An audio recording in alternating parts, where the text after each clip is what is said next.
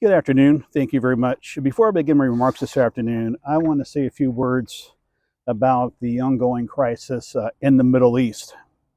You know, we're facing a crisis in the Middle East. The ongoing conflict there is serious, and we are monitoring the situation very closely.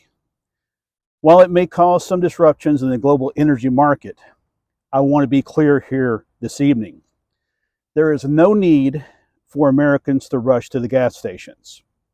We have a strong energy reserves, and we are prepared to use them to stabilize fuel prices if necessary. You know, in times like these, fear and panic are understandable, but we must remain calm and united. There's no shortage of fuel, and our supply chains are intact. I urge you to continue your daily lives without adding unnecessary strain to our resources. We are working with our international partners to keep energy supplies flowing, and I will do everything in my power to protect the American economy from any negative impact. I want to spend a few minutes this afternoon talking about Hurricane Helene. You know, it's been just about a week now since Hurricane Helene made landfall, and I know many of you are still dealing with the aftermath of this devastating storm.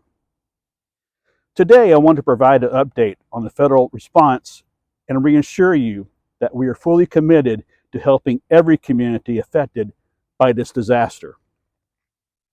First and foremost, my heart goes out to those who have lost loved ones, homes, and businesses.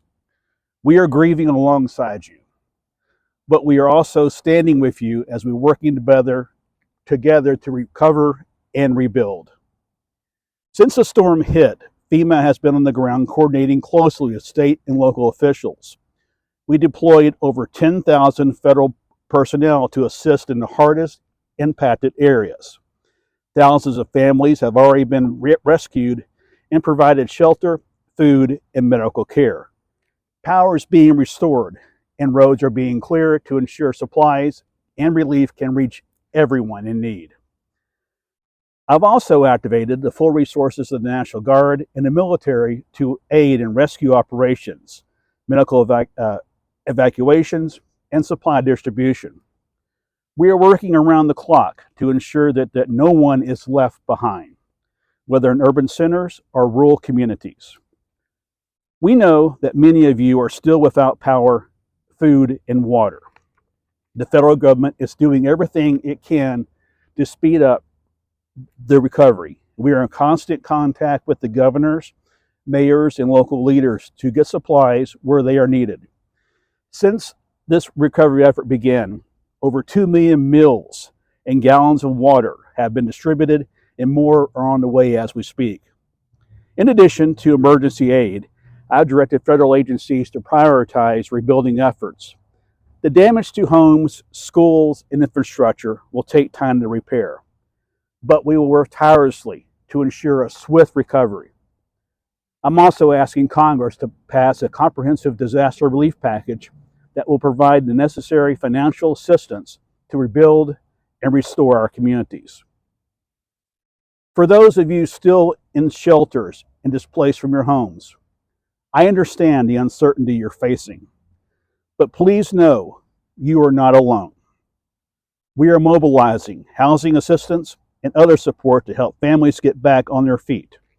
In the days and weeks ahead, the federal government will remain a partner in its recovery until every family is safe and secure. And you heard me say this before, we will not abandon you. We will stay with you until your communities are restored. To the first responders, volunteers, and neighbors helping each other, I want to say thanks. Your courage and selflessness are an inspiration to us all. This is what it means to be American, coming together in times of crisis to support one another.